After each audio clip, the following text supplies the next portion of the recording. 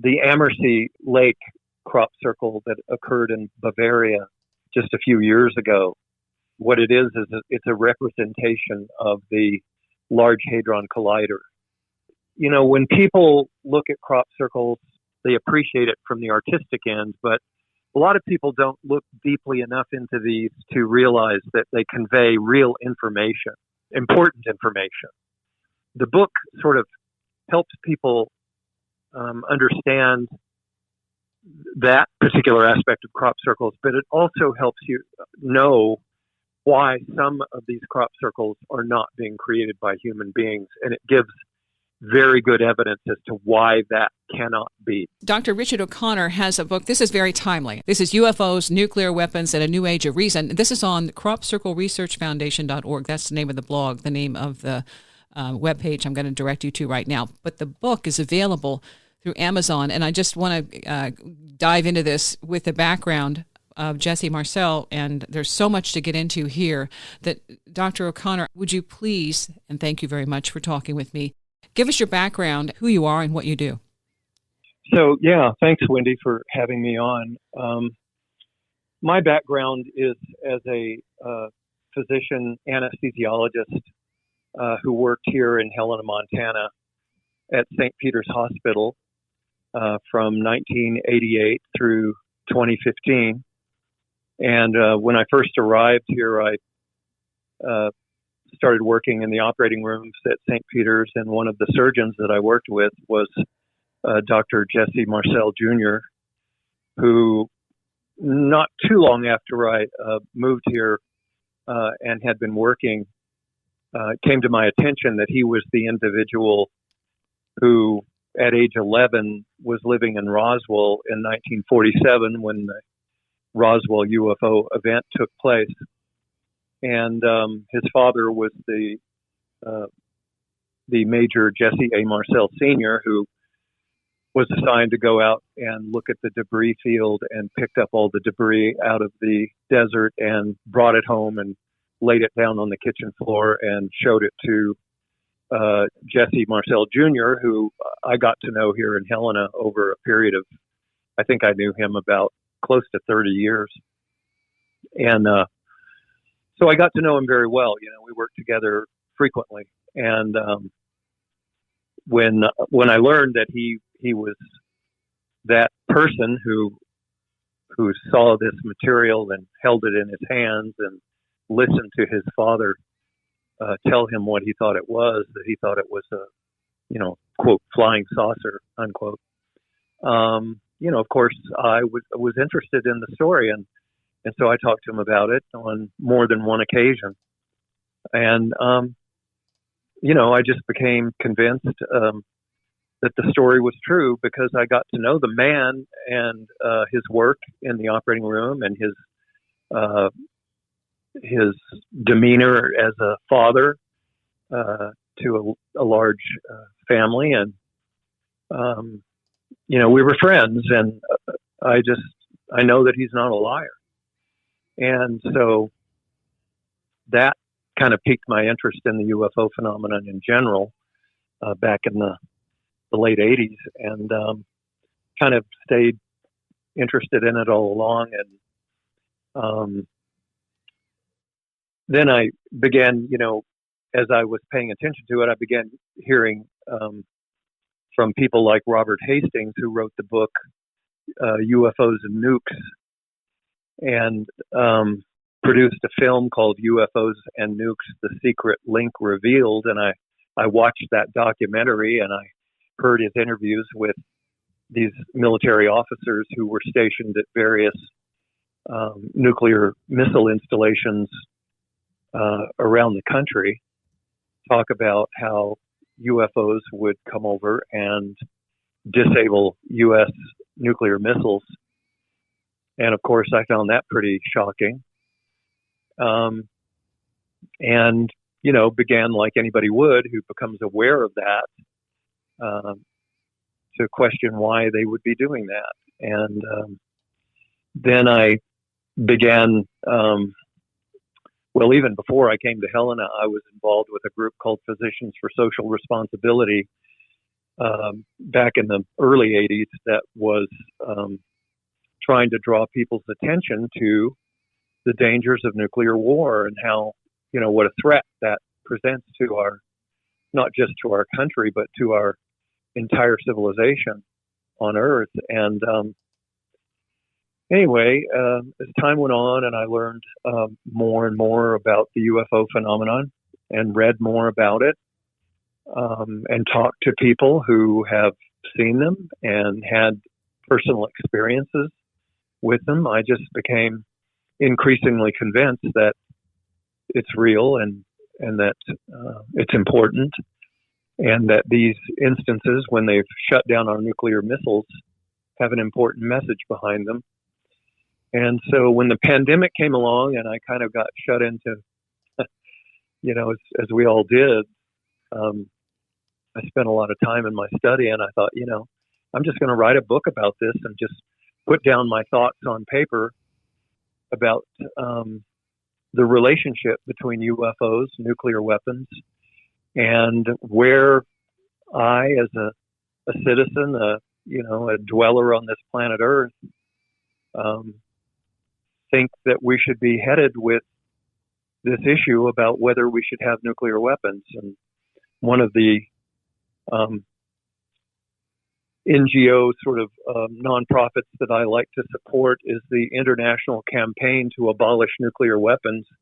They're based in Geneva, Switzerland, and they played an integral part in getting passed through the United Nations the Treaty on the Prohibition of Nuclear Weapons, which became ratified and went into force January of 2021. And any country that signs on to that treaty, of which now I think there have been maybe about 55 countries, unfortunately none of them are nuclear armed countries, but 55 nations have signed on to that agreement that they will not house nuclear weapons in their country. They will not aid any country that does harbor nuclear weapons. And I think we need to see every country in the world sign on to that treaty, because I feel like if we don't do that, eventually nuclear weapons, are an existential threat to not only the survival of human civilization on Earth, but to the survival of so many millions of species that have evolved on this planet, which has taken billions of years to accomplish. And it just seems like a cosmic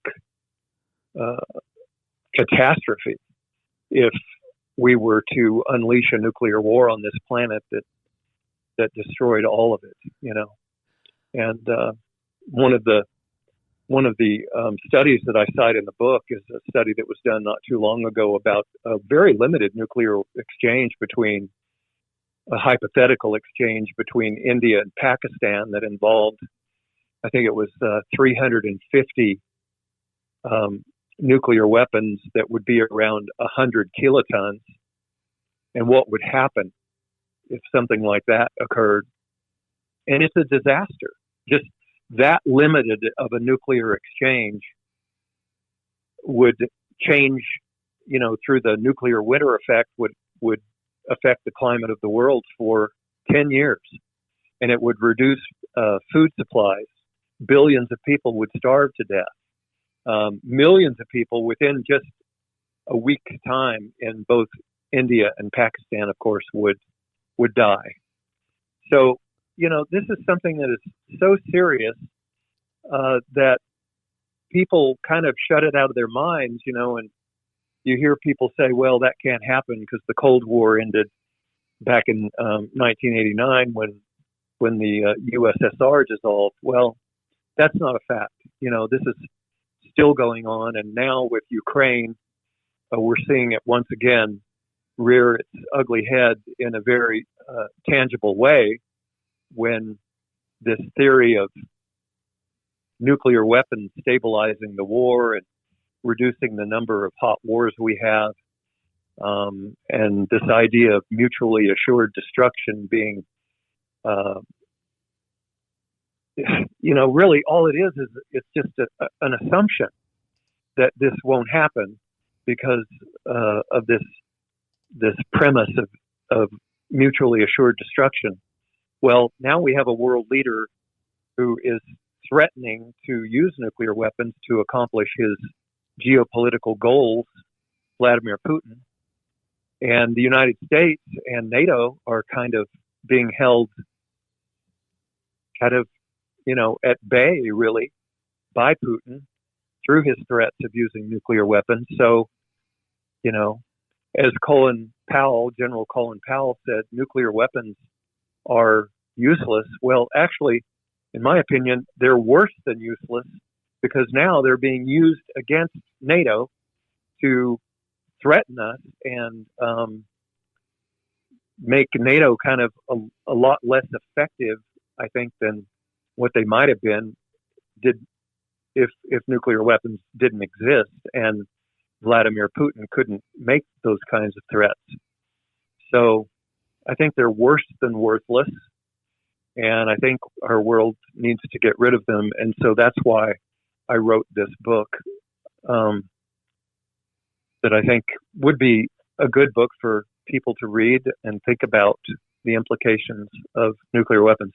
I would also add just briefly that the book also comes in a print and an ebook format, and I would really recommend people, if they're going to buy the book and try to read it, that they use the ebook format if they are at all familiar with that, because it's got probably hundreds of links to data online that helps to support the arguments that are made in the book. And of course, following those links from a print, book is going to be very time consuming labor. And so I would recommend the ebook.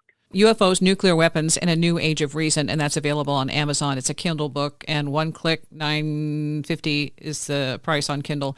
The thing about this is, I don't know that they ever considered that the nuclear weapons would be used as leverage, but that's incredibly effective right now. That's what's happening. They're stymied because they're afraid that he'll do it. Well, one way or the other, fear or not, he's got the power with just saying and implying that if you do anything to stop me, I'm going to bomb, and that's it. And it's like, well, how do we come to this? I like your book, the preface, where you say, and this is pretty much blatant, that a nuclear bomb, if you're listening, you have one strapped to your back. I have one strapped to my back, and Richard, you have one strapped to your back. We don't think about it like that, but that pretty much spells it out. Yeah, it is. And, even all of these countries around the world that don't have nuclear weapons, all of their citizens have nuclear weapons strapped to their backs. This is a worldwide existential threat to humanity and to the biosphere of this planet. And we just can't go on like this for much longer before something's going to happen. And, one example that I give in the book is one day I went to work at the hospital and the fire alarm water sprinkler system had been activated because somebody started a fire in a metal garbage can. Well, somebody could have gone over there and just poured a glass of water in the garbage can, but before anybody could do that, the smoke activated the fire alarm system, dumped, thousands of gallons of water on hundreds of thousands of dollars worth of expensive medical equipment in the GI suite, where they do endoscopies and stuff like that. And, all of this equipment just got ruined and nobody knew how to shut it down. And it took them a couple of hours before somebody finally figured out what valve to turn to shut off the water system. Well, that was just something that resulted from some thoughtless act. Somebody tossed a cigarette or something into a garbage pail, and all of a sudden you've got this cascade of events that are taking place that results in tens of thousands, at least, dollars worth of equipment being destroyed. And it took a while to get it under control. Well, those that think that the only way that we will ever have a nuclear disaster on this planet is if somebody deliberately pulls the trigger, I think they're mistaken. I think it's just as likely, and perhaps more likely, that it'll come about from human error or some electronic glitch in some monitoring system that is a false alarm. And, we're walking a line here that is just absurd. The stakes in this are just unbelievably off the scale. And I just don't believe that we will survive as an intelligent civilization if we continue down this road. I wanted to kind of switch directions here and go into the UFO element and the ET element, because there are people, contactees, who have said over and over again, the message they get is that we need to step back, we need to draw down, we need to continue to focus on the environment and our surroundings and our communities and our people, and we need to learn how to get along, to love each other. There's more to this than just shooting everything and anything. And that's a consistent message. So when you have been you were involved with Jesse Marcel and the library, this is jaml.org, Jesse Marcel Library. You're now in charge of that. What does the library have? Well, it's, mainly it is just the library with all of the books and the videos on the subject of UFOs that I've collected over the years, and people are able to come and check those out and have access to that information. It's probably a much larger collection of UFO-related information that you would find at your public library, for sure. But I think more importantly, for years, the Jesse Marcel Library has served as a place where citizens in our local area could gather to discuss and talk about their own experiences or learn more from other people's experiences. So for years, we actually had weekly meetings there to do these to enter into these discussions, or someone would present new information that we thought everybody should be aware of. It was pretty time consuming, and in certain ways I was kind of relieved when the pandemic came along. And I was, I had a very good reason to say, we're going to have to stop meeting and just wait for this pandemic to go away, which really I would say only now have we gotten to a point where I personally am comfortable inviting people back to the Jesse Marcel Library and beginning to resume having meetings there, which I've been sort of thinking very seriously about just even over the past few days. I think it's a great venue for people to get together. We have a building, that's kind of dedicated to this. It's heated. It has lights. It's something that it's a building that I own, and so I don't have to pay rent there or something. So it's sort of an ideal situation for people that are interested in the subject to get together. What I've been trying to think of doing is seeing how I can expand the impact and the significance of the Jesse Marcel Library to a much wider audience than our local community here in Helena, Montana. This is a town of 30,000 people sort of out in the sticks relative to the rest of the country, And I think it is time really that this needs to become a meeting place for citizens to come and not only get together and discuss and learn about UFOs, but also to express their thoughts and their opinions and their ideas about where our country and where our representatives in Congress and in our state legislatures need to be going with this, because I think we've gotten to a point now where it's extremely important that our representatives, our political representatives, begin to hear from people and know that there are lots and lots of people that are interested in this and have opinions about where we should be headed with this, and know that that we have their back when they take a political risk and go out and begin talking about UFOs, as, for example, Senator Kirsten Gillibrand has recently done and Senator Marco Rubio have done. We need to see more of that, and we need to make sure that our representatives in Congress realize how important it is for them to gain control over this entire issue, because they have not had control over it, but they're trying to now. And I think it's just critical that happen. We've got to get all of this out of the Department of Defense and get it back under control of, well, I shouldn't say back. I don't think it ever was under control of Congress. I think that there was an extremely limited number of people in Congress that had any idea about it.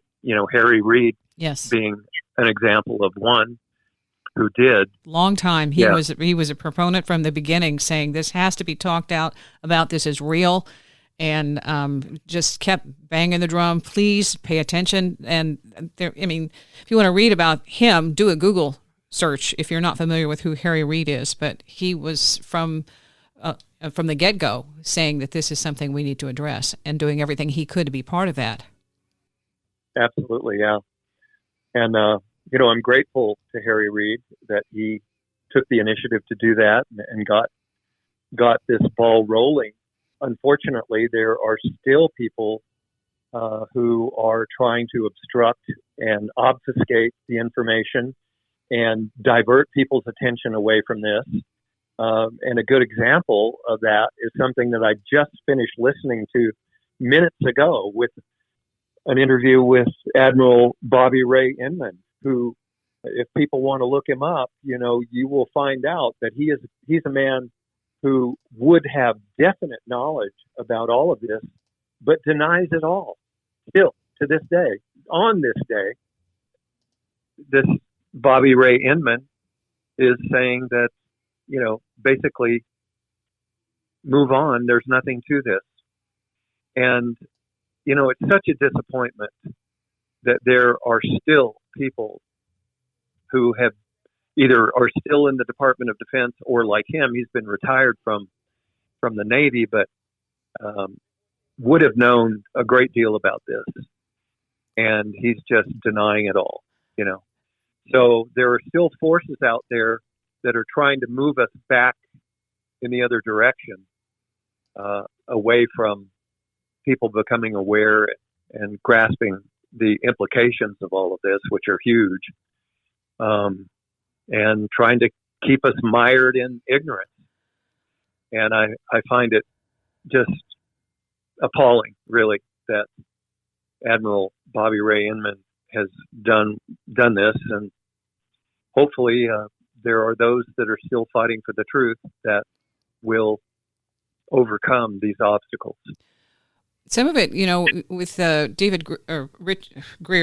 Stephen Greer, he's been trying to get this information out for at least maybe 1-2 decades.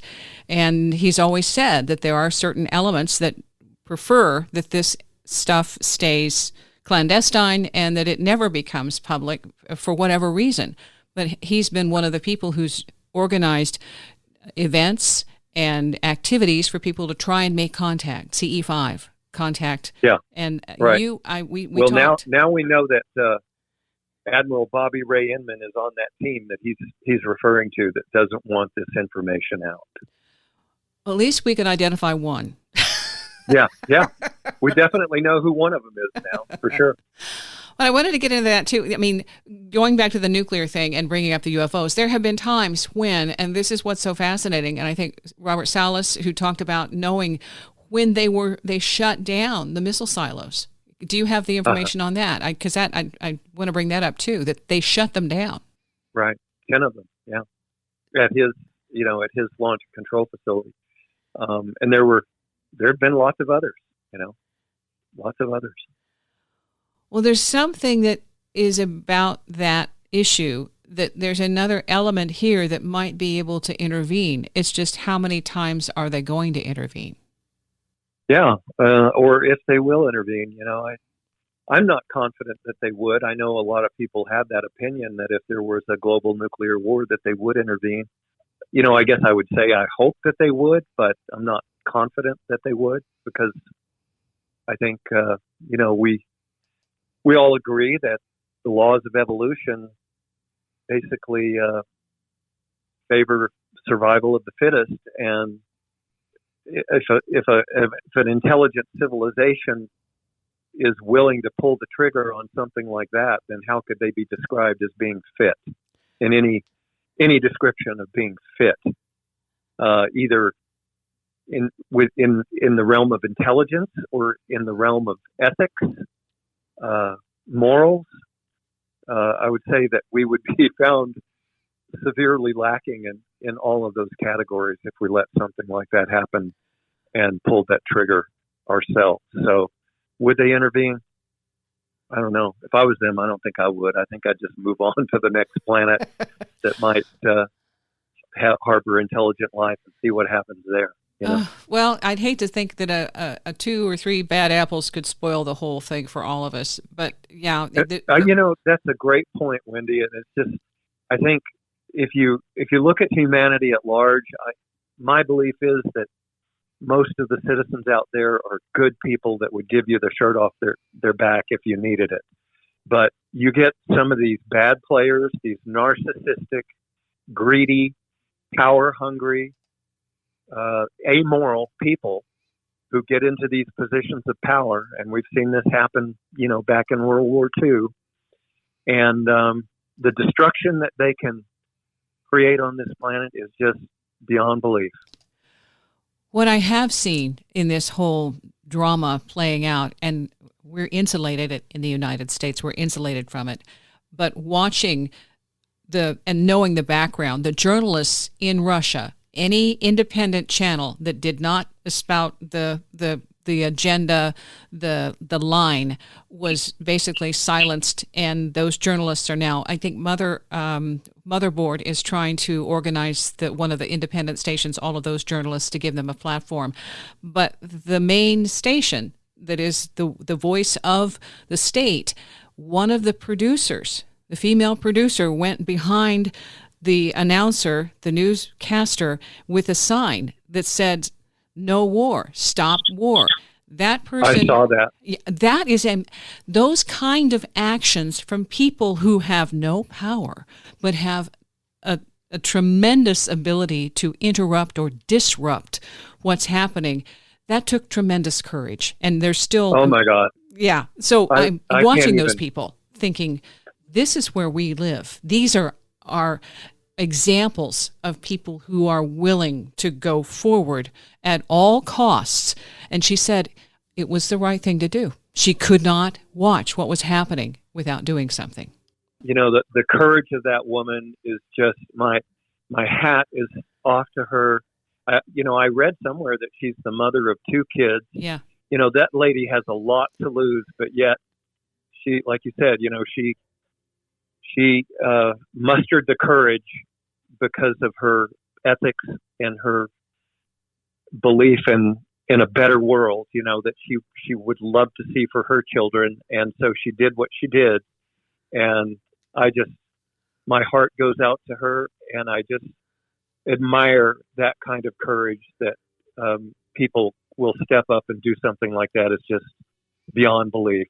I don't know if I would have that kind of courage, Absolutely. Until it happens, I don't think any of us know. And I'm not sure that she did before she did that either. But watching and knowing what was happening, as a journalist, as a broadcaster, as a media person, you have sometimes access to information that the public doesn't have. And so you're constantly looking for leads. You're constantly trying to see, is there another angle? How can I tap into this? And so they knew, I'm sure, with the other organizations out there that were being shut down and silenced, that the story that they were being told they had to tell at all costs wasn't correct. And so that part of it is, how do you, in your own soul, your own mind, go forward with that kind of information, knowing it isn't just you. It's a whole country that you are leading down that path. So I think we're seeing this. I know that her first name is Marina, and I would just like to say thank you, Marina, for what you did. Thank you for your courage, and may we find the courage, many of us here in the United States and in Russia and in Ukraine, to defeat this man and get this chapter behind us and move on to a more peaceful world where we can hopefully one day engage with these beings, whoever they are, wherever they're coming from. They're observing all of this, and hopefully one day we will get to a point where we can interact with them in a transparent and peaceful way and learn things from them that will be of immense benefit to not only our civilization, but to the planet as a whole, There's something I watched, the Bulletin of the Atomic Scientists, and this is something that, before it's been 5 minutes till midnight, which means the end of the world, Armageddon. And that was like, oh my gosh, we're 5 minutes away. This is 100 seconds as of January of this year, 100 seconds to midnight, saying this is the closest we have ever been to pushing the button on the end of our existence. And saying, we have to think about this proactively, of this is our planet, and something of this magnitude with a nuclear weapon or multiple nuclear weapons, as if they're all set to blow, it puts the end of humanity. And not just us. We haven't really considered how difficult it will be to survive when there's we're seeing that with the wheat harvest, with all of as far as I've read, Ukraine and Russia they provide a lot of the wheat, which with all of this going on, that will disrupt the wheat supplies for many countries, which means bread, basic staples. These kinds of things have a larger influence and impact. And until something like this happens, we're really not clued in to how fragile our entire existence is on this planet when this kind of thing comes into play. So maybe we needed to see it. Yes. Yeah. Well, it's we do need to wake up and realize that civilization is not a given. It's a fine line between that and just utter chaos. So we should be. I think we are the de facto stewards of planet Earth, and to think that we've set up the situation that we could just burn it to the ground in a matter of a few minutes is just unbelievable. I want to know what you thought before you met Jesse Marcel Jr. about UFOs and ETs and all of that. What did you believe? I think before I met Jesse, I didn't really think about it too much. I might have had something happened when I was a kid, because I probably 6 or 7 years old. One day I came out into the breakfast room and asked my mom and dad, did you all see the UFO last night?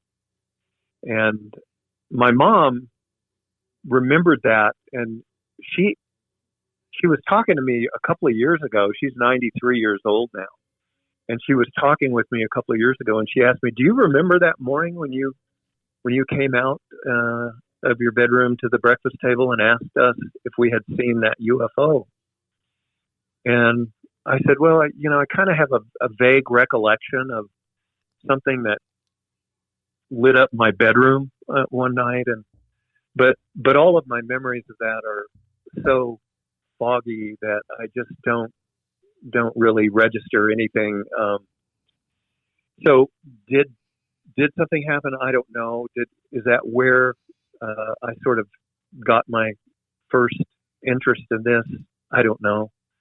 But I will say that I didn't really think much about UFOs before I met Jesse Marcel. But, after I met him and knew him for so many years and realized, this man he's not a liar.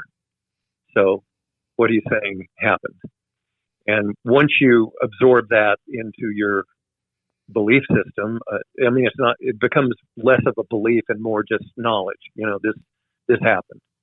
Then from there on, it was just a matter of, well, what else have I been lied to about? What else is there to know about this?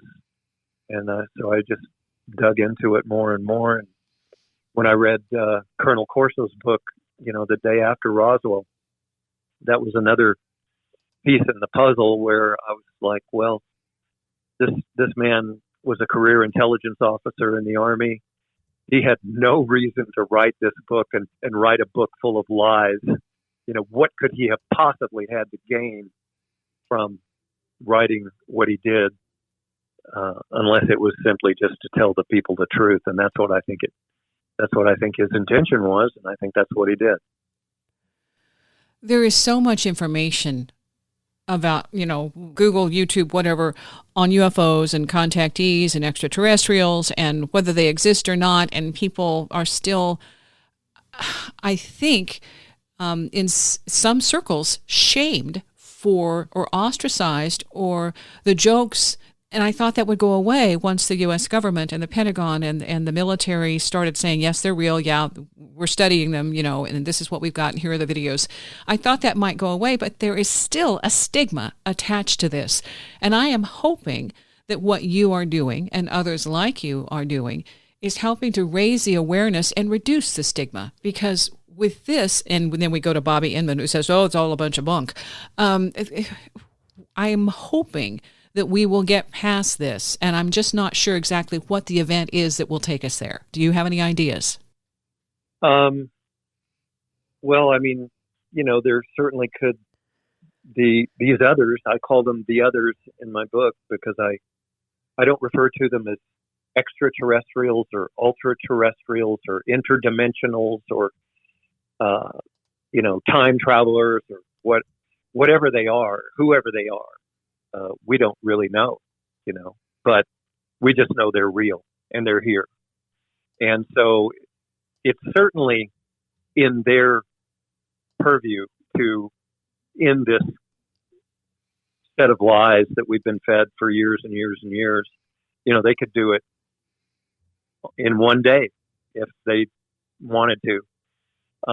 And maybe they will. I keep hearing from the likes of Christopher Mellon, for example, saying that these interactions with our U.S. military pilots are happening almost on a daily basis.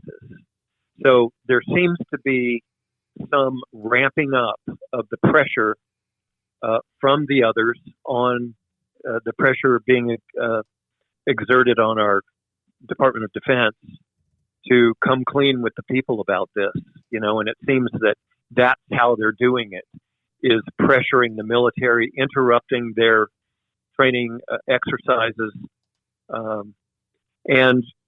So if they've stepped up to doing this, what's the next escalation going to be? Because I think that this is maybe not super new, but I think this has been within the past few years that they've been talking about this, that these instances of, zooming our jet aircraft or hovering around our Navy carrier strike groups seems to be a new level of pressure being put on the military to move in a different direction with this. So I suppose that, the next escalation could be something like them hovering over the White House and not moving from that position. That would do it, wouldn't it? Personally, I hope they hover over Russia and stop those nukes. That would be awesome. That would right be now, awesome. that's the PowerPoint, okay? Yeah.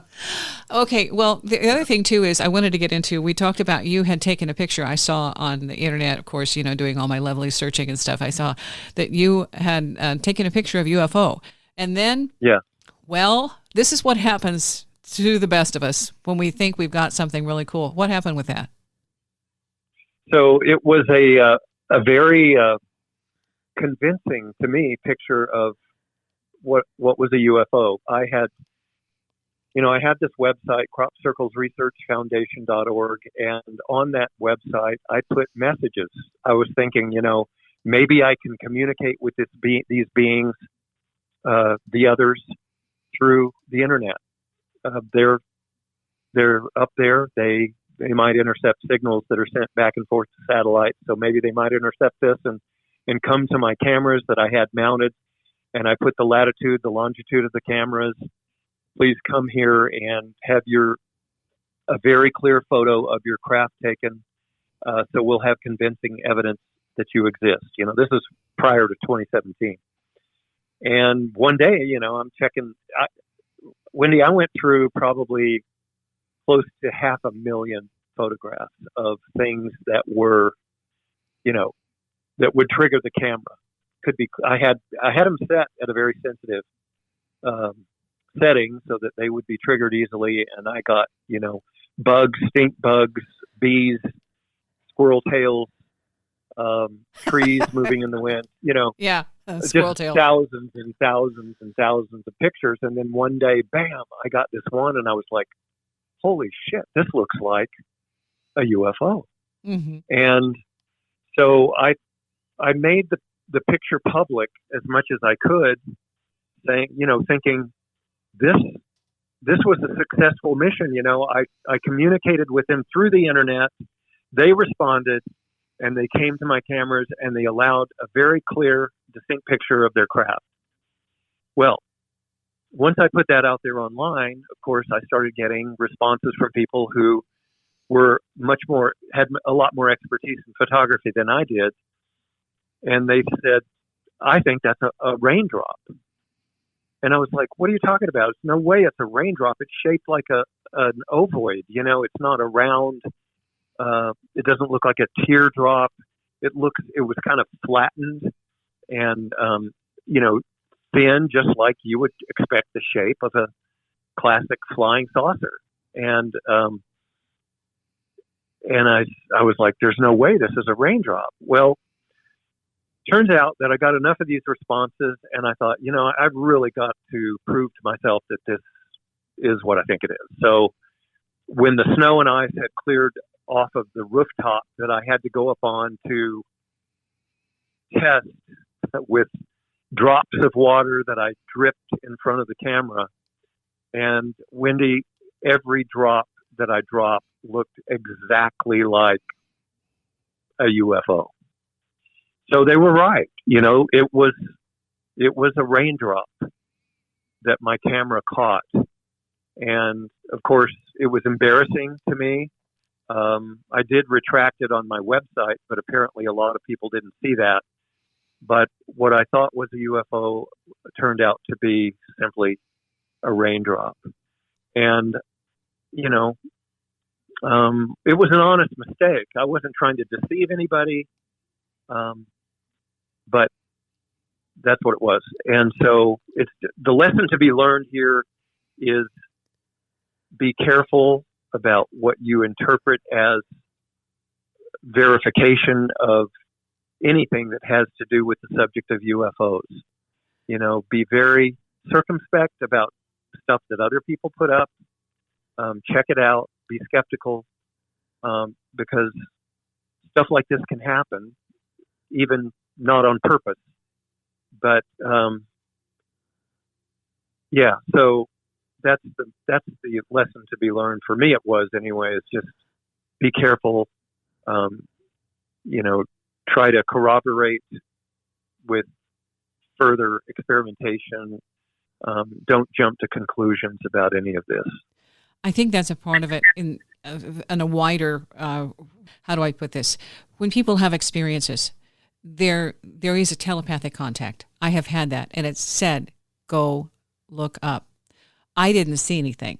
I saw butterflies. I saw clouds. And so my telepathic response, oh, is that what you are? Yes, that's what we are.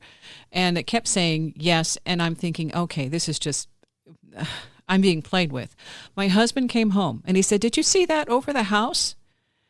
And it looked like a star, but it was the wrong time of day for a star.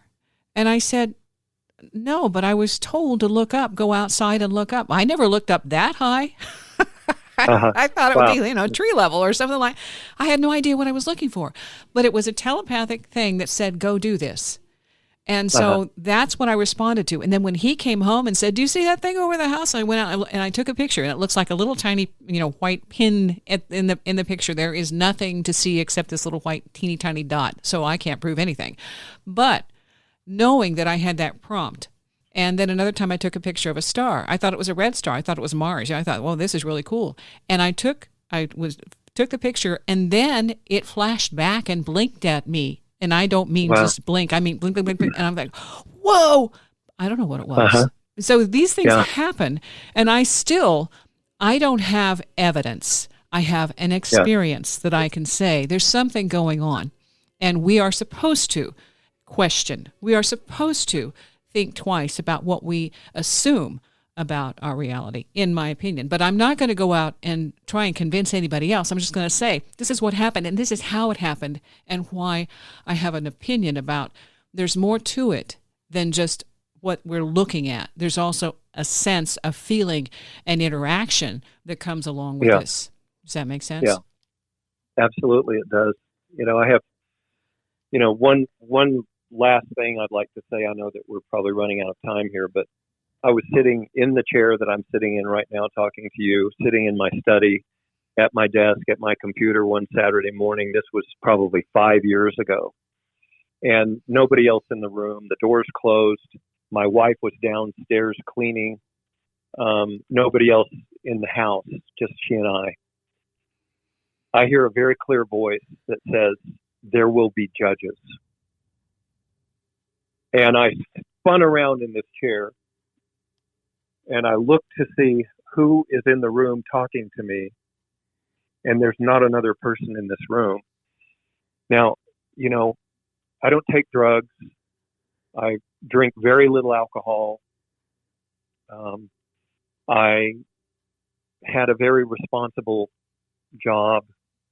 I never have heard voices. I have no psychiatric history. I never seen a psychiatrist or a psychologist. I've always felt that I was a very grounded person, and yet this event took place. This happened. And I heard, there will be judges. Now, it was left to me to determine what was that and what did it mean. I still today, of course, I have to guess at that. But at that time, as I am now, I was interested in this nexus between nuclear weapons and these others. And so my conclusion, at least at this point in my life, is it has to do with that. And I don't know, where to go with that other than to think that, they're watching and they're making judgments about what's going on down here. Okay, I'm going to just suggest JohnFosterUFOs.com. This man was an engineer.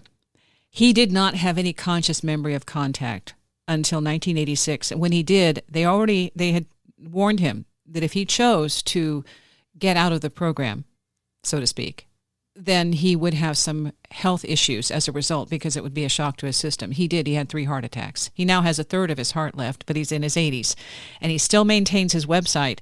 And on the website, he talks about, you can read the books that he has done books. He has images. He's drawn because he's an engineer. He has these very wonderful drawings of the ships, the crafts that he experienced.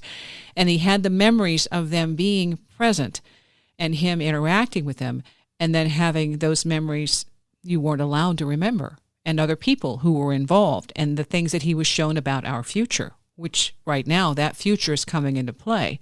He shares it on his website. What he says, the men spoke in a normal human voice. And when the unseen voice spoke, it was a rich male voice speaking in perfect English.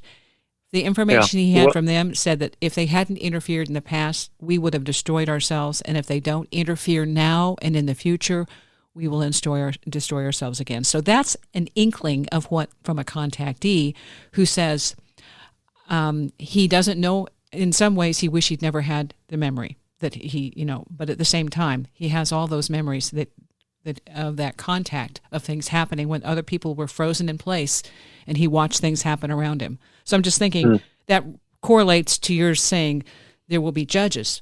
We are being watched. Yeah. We are being watched. Yeah. Absolutely. Well, his description certainly fits what I experienced. It was a very clear voice. I would call it sort of androgynous. I wouldn't call it computer type voice. And very clearly, perfect English. And, I was just like, what was that? Because I've never experienced anything like that before or since. And it was shocking to me at the time, very surprising, but definitely something that happened.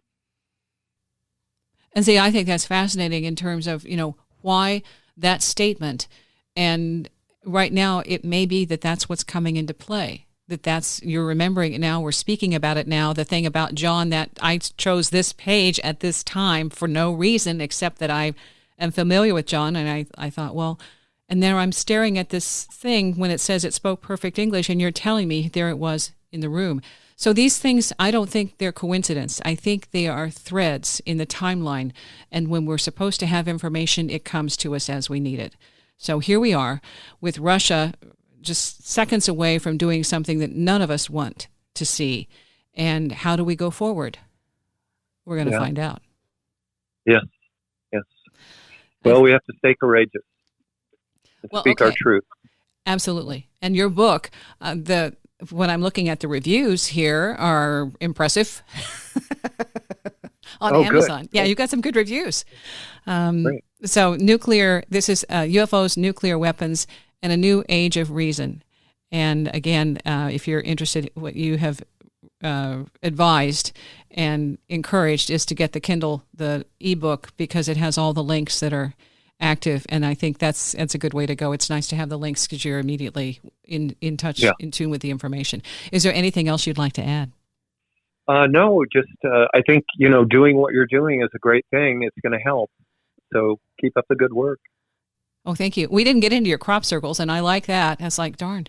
Do you want? I would just say that if people will read the book, in the book they'll find an analysis of 5 different crop circles that I think are amazing. They're amazing, and the information to be gleaned from those 5 crop circles is definitely worth reading the book. In fact, if they want to just skip the rest of the book and read the chapters about the crop circles, I think that they will find them fascinating. Oh, yeah. Okay. That's not fair. That is totally not fair. Well, yeah. Okay. How do we put this? I'm going to put this a tease at the beginning. All right. Okay. Okay. The book, we're talking about nuclear weapons and UFOs and all that, but the real stuff, the gold, is the crop circle information at the end of the book. It's pretty interesting. Yeah, it's pretty interesting. Okay, just narrow it down to one. Just narrow it down to one and give me a tease. The crabwood crop circle is the one that I start off with and go through all of that, the message that was in the crabwood crop circle, but kind of go a lot deeper than just that message. I don't know if you're familiar with that. I don't off the top of I need to see it. Well, the message in it was beware the bearers of false gifts and their broken promises. Much pain, but still time. Believe there is good out there. We oppose deception. That was basically the message in the crop circle. Okay. That was written in binary code. And if people aren't familiar with that, they need to look it up. It is just unbelievable, But yes. Another crop circle that I go into is the White Sheet Hill crop circle, and how it is a representation of graphene. And it shows the electrochemical properties of graphene. And graphene, if you're not aware, is a molecule that is completely composed of carbon in a single molecular layer that's arranged in hexagons that sort of look like chicken wire. And graphene, because of its the way it is constructed and the way the electrons are arranged in the molecule, it has some very unique properties as far as electrical conduction is concerned. And so a lot of this information is embedded in this White Sheet Hill crop circle. And so there's a detailed description of that in that chapter on White Sheet Hill. And then there was the Ammersee Lake crop circle that occurred in Bavaria just a few years ago. What it is it's a representation of the Large Hadron Collider. So, when people look at crop circles, they tend to go, "Wow, that's a pretty piece of art," and they appreciate it from the artistic end. But a lot of people don't look deeply enough into these to realize that they convey real information, important information. And so the book sort of helps people understand that particular aspect of crop circles, but it also helps you know why some of these crop circles are not being created by human beings. And it gives very good evidence as to why that cannot be. So, that all crop circles are created by human beings. I think it gives a very convincing argument for why that cannot be. Just those chapters on the crop circles, I think, are worth the price of the book. I like the John Lennon quote that you use. And oh yeah, yeah, okay. You don't have it memorized, do you? I don't. I know the gist of it, but no, you could go ahead and read it because people should know that. Okay, I got it in front of me now. If the masses started to accept UFOs, it would profoundly affect their attitudes toward life, politics, everything. It would threaten the status quo. Whenever people come to realize that there are larger considerations than their own lives, they are ripe to make radical changes on a personal level, which would lead to a political revolution in society as a whole. And that's John Lennon. Yeah. And I think that's Absolutely. What we saw with Marina there. That was her name, Marina? Marina, yeah. Mm-hmm. I'm hoping we see more of that. She's a hero, Richard O'Connor, author of UFOs, Nuclear Weapons, and a New Age of Reason, also the, organizer, owner, proprietor for the Jesse Marcel Library? Yeah, kind of the director. Yeah. Okay, director. The official title. And I'll post some links on the description for this show, along with some YouTube videos and that. Thank you for your time. Thank you so much, Wendy. It's a pleasure talking with you. Wendy's Coffee House, about my interview with UFO experiencer John Foster. This information didn't make it into the interview about the birth of his daughter Kendra. There was a Native American woman who came up to him and repeated comments that she would help their people at some time in the future. He did ask her what the spirits that talked to her looked like, and she said it was like a disc or light hovering over the campfire. And she said the voice spoke from the light or the disc. And as it turned out, he said, Kendra produced an educational video for the Nebraska tribes about the oral traditions of the tribes. Having that indication that the Native Americans were tuned in to Kendra's birth and then talked to him because of a resulting ET UFO experience is fascinating. Kendra didn't bring that up during our conversation. And so what does she think about the reception to all of that information? To all of those people out there who think it's a bunch of baloney, I think maybe what I want to say is it's okay to think it's baloney. You can start from that premise. Scientific process allows you to start by thinking that things aren't going to come out right with your thesis, but keep an open mind, because we know that things aren't, in every aspect of life, things are not what we think they are. Our scientific criteria may be different than what we've thought it was for the last several hundred years. The interviews with Kendra and John Foster are in the Coffee House archive at wendyscoffeehouse.com.